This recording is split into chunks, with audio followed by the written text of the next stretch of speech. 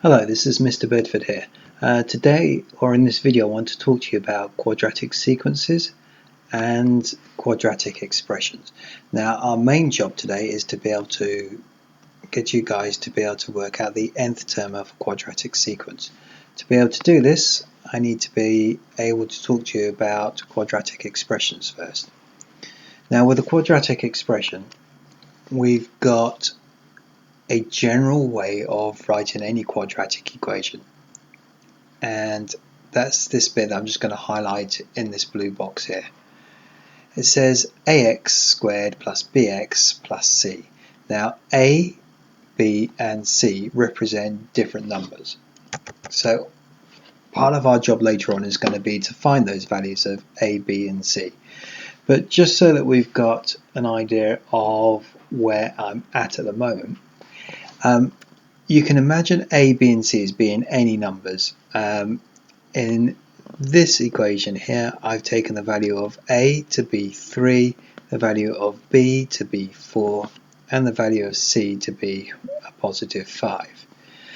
In this equation here, I've taken the value of a to be negative 2, b to be negative 3, and c to be plus 7. Notice that the term or the coefficient of x squared, that means the number that comes in front of the x squared in this case, is always going to be the a value. The number that comes in front of the x is always going to be the b value, and the one without an x on it is always going to be a c value. Let's just get rid of those bits. In this last one, the value of a was given to be positive 5, the value of b was given to be 0, and the value of c is given to be plus 1. Notice that that bit there causes me an issue because we don't write 0x, so I've tidied it up with this expression over here.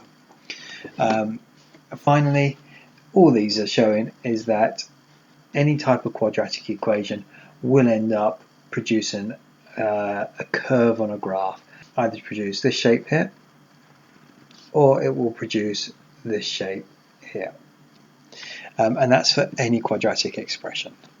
Okay, on to the next bit. So our job today is to be able to take a quadratic sequence and be able to turn it back into one of these quadratic expressions. So let me show you how you get quadratic sequence first.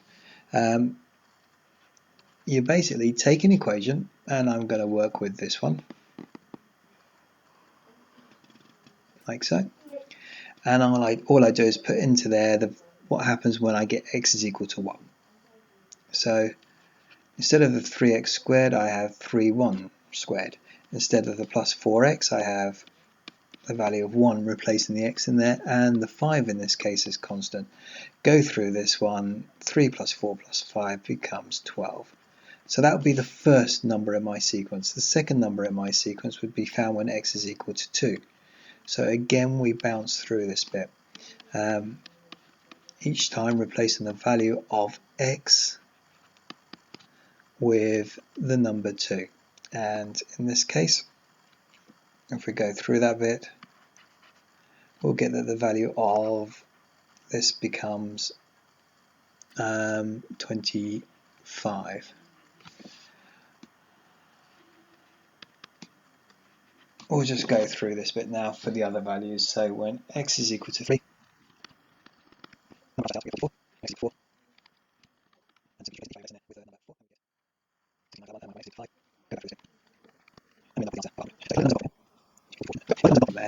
this then becomes my quadratic sequence. So we started off with a 12, then when x was 2 we had 25, we had a 44, we had a 69, and then we had 100. And then we put 3 dots just to show that sequence continues on pretty much forever. So our job is to be able to go from this bit of work, like so,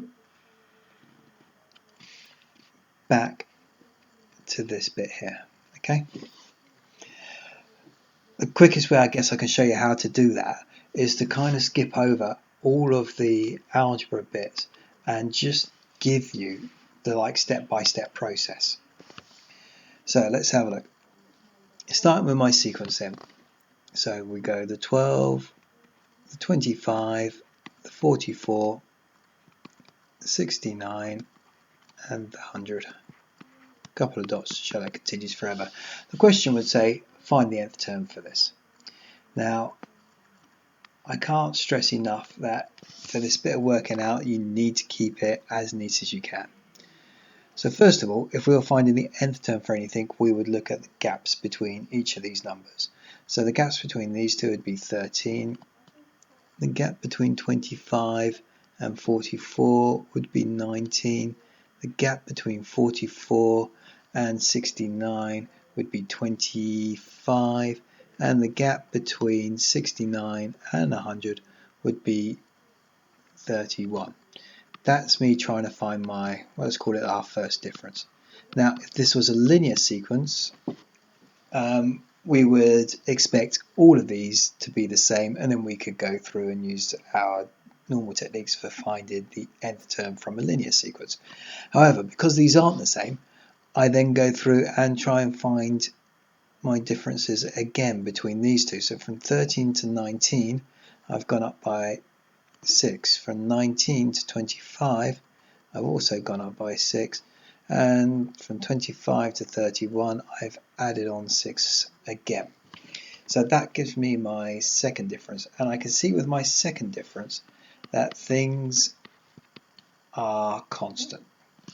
So I use that now to help me find out the numbers that come before each one of these. So let's just highlight that in green. I want to find out what numbers come before each of these. And I do that as follows. I say that my second difference is always constant, so that I know that this number here would be 6. In other words, something add on 6 makes 13, or 13 take away 6 if you're going backwards gives you 7. And I use that same idea again to work out the previous number before 12. Something plus 7 makes 12, or 12 take away 7 in this case makes the value of 5. Now for each of these, let's highlight that in blue. For each of these now, these three numbers here, they will help me find out my values of A, B and C. Now I'll try and show you on another video how the algebra actually works out for this, but if you did your algebra for this, you'd find that this first bit in blue here is always equal to the value of C. This second bit here, the 7, is always equal to the value of A plus B. And this last bit, the 6, is always equal to the value of 2A. What that means then is I've got some relatively straightforward equations to solve. If I know that 2A equals 6, I can work out the value of A to be equal to 3. If I know the value of A plus B is 7, and I know what A is, worked out previously, that was 3. 3 plus something makes 7, gives me the value of B must be equal to 4.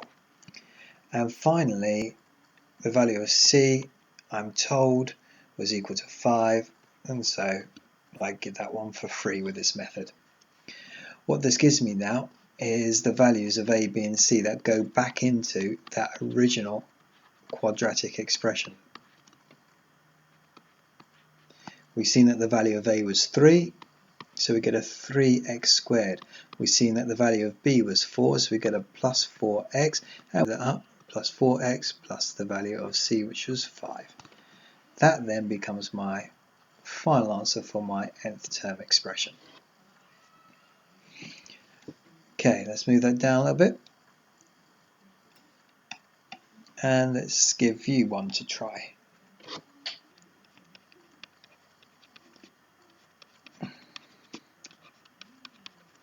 Find the nth term of, and then we'll take our sequence of 3, 10, 21, 36, 55.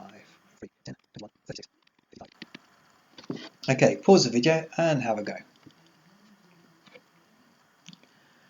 Right, this would be my thinking on it then. I would start off with my sequence of 3, 10, 21, 36 and 55. Let's zoom in a bit on that.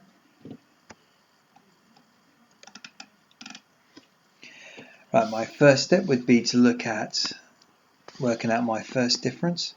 So the gap from 3 to 10 is 7. The gap from 10 to 21, that's 11. The gap from 21 to 36 is 15.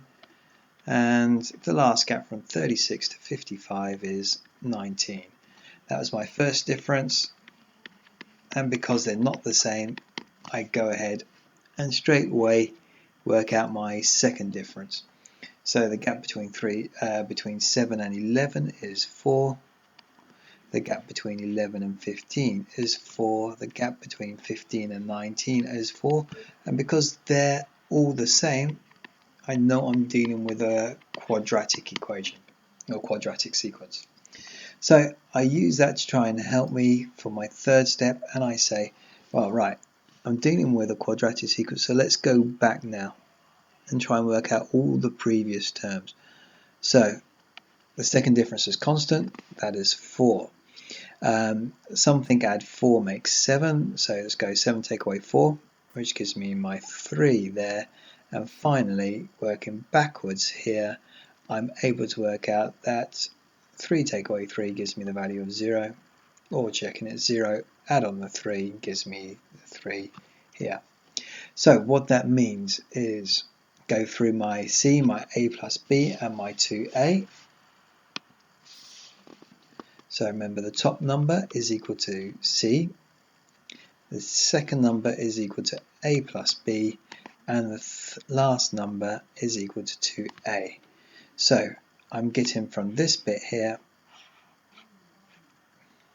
that 2A is equal to 4. Let's move that down a bit. So if 2A is equal to 4, that must mean that A is equal to 2. From this bit here, I'm getting that A add B. I know what A is, I just worked that out. It's 2. 2 plus something makes 3. B's got to be 1. And finally, my last bit I'm given for free. The value of C was equal to 0. So think back to your plus your C, and we could say our answer becomes when A is 2, we worked out that B was 1, we worked out that C was 0. Got to tidy that up, giving me my 2x squared plus my x, and that becomes my final answer. By all means, with any type of algebra, you could always go ahead and just do a quick check. So let's have a look. So for a check, what can I do? Well, I take the equation that I've got, the 2x squared plus the x. And if you look at this bit where I highlight it in purple, any of these values of x is 1, x is 2, x is 3, or x should produce the value that's underneath. And I'm going to work with just say this one here. So if I put in the value of x is 2, I should end up getting the answer 10. Let's go back to my equation here. Let's put in the value of x is 2, like so. And I do indeed find that if I work this one out, I get the answer 10.